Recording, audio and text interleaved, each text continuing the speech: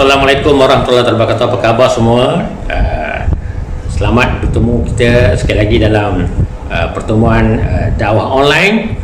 Pada kali ini saya cuba menjelaskan sedikit tentang masa itu kehidupan, ataupun masa itu amat bernilai untuk kehidupan kita, insyaAllah. Seperti mana yang tuan-tuan tahu, maklumi bahawasanya masa itu adalah kehidupan. Masa itu ialah satu anugerah Allah SWT yang paling utama kepada kita. Sekiranya kita membazir masa, maka masa itu akan pergi begitu saja. Banyak peribahasa-peribahasa yang mengatakan tentang masa ini, seperti masa itu seperti pedang ataupun masa yang berlalu tidak akan kembali lagi. Ada pepatah Arab mengatakan bahawasanya masa itu lebih berharga daripada emas. Al-waktu asmanul minal zahab, iaitu betapa pentingnya masa itu. Dan peribahasa Melayu kita pun ada menyatakan tentang bahasa itu emas. Jika orang dulu ada mengatakan bahawasanya kalau di Pahang ni, di Rauk, ada emas di sana, dan kita tahu emas ini dia tidak turun harganya, kerana mata wang kita mungkin turun naik, tetapi harga emas ini ataupun kadar emas ini tidak turun harganya. Dan begitulah keadaannya tentang bila kita membazir masa, maka banyaklah kerugian-kerugian yang akan berlaku. Misal kata sekarang ini masa itu dijelaskan ataupun dihubungkan dengan kejayaan. Malah kehidupan sekarang ini orang semua mengejar masa, ada kilang-kilang yang dibuka 24 jam. Kerana apa? Kerana nak mengejar masa dan nak mengejarkan kejayaan. Dan sekiranya mereka tidak mencapai keuntungan yang telah disasarkan, maka menjadi huru-hara ataupun menjadi satu polisi, ditukarkan orang dan sebagainya, malah dipecat kerana tidak dapat mengejar target yang telah dikemukakan oleh kilang.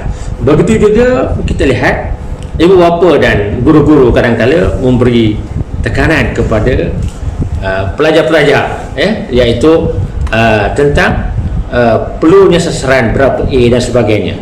Dan sekiranya tidak dapat dicapai sasaran tersebut, maka anak menjadi gundah gulana.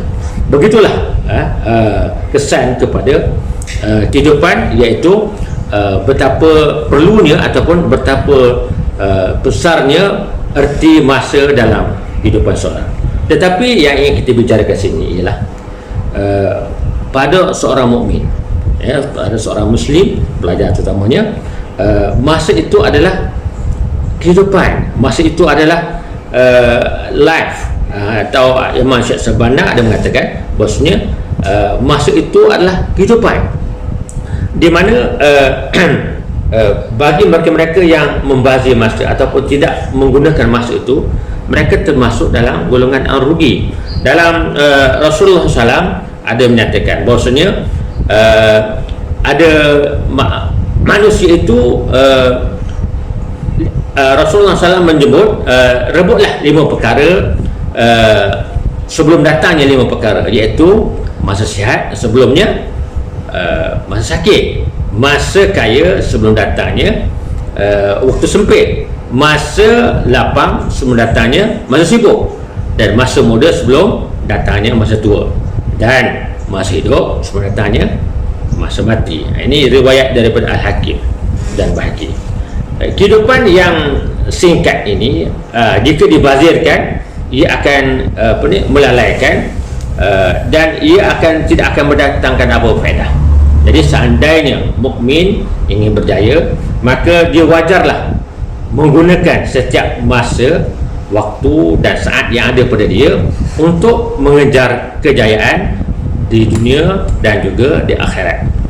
Dia mesti menggunakan perbuatan-perbuatan atau amalan-amalan dia sehingga melayakkan dia menjadi ahli syurga Allah SWT. Dalam pada satu hari kita ada 24 jam. Jikakah katalah 14 hari, bermakna kita ada 336 jam. Jika 336 jam tu kita gunakan sepenuhnya untuk pelbagai aktiviti seperti membaca Quran, melaksanakan projek-projek family, membuat memahami buku-buku yang ada di kutub kanan atau sebagainya, maka setelah kita melalui proses demi proses atau masa berlalu, di hujungnya kita akan dapat satu hasilnya sebabkan kita menggunakan waktu sebaiknya. Kita kena ingat, ingat bahawasanya selalu dalam pertemuan-pertemuan kita membaca surah Wal-Asri. Demi masa, sesungguhnya manusia itu dalam kerugian, kecuali apa? Iaitu satu, orang-orang beriman, yang kedua iaitu orang beramal soleh, yang ketiga ialah orang yang ingat memperingati kepada yang hak, dan yang akhir sekali orang yang ingat memperingati kepada kesabaran. Ini surah Wal-Asri. Allahu a'lam. Jumpa lagi. Assalamualaikum warahmatullahi wabarakatuh. #dakwah online.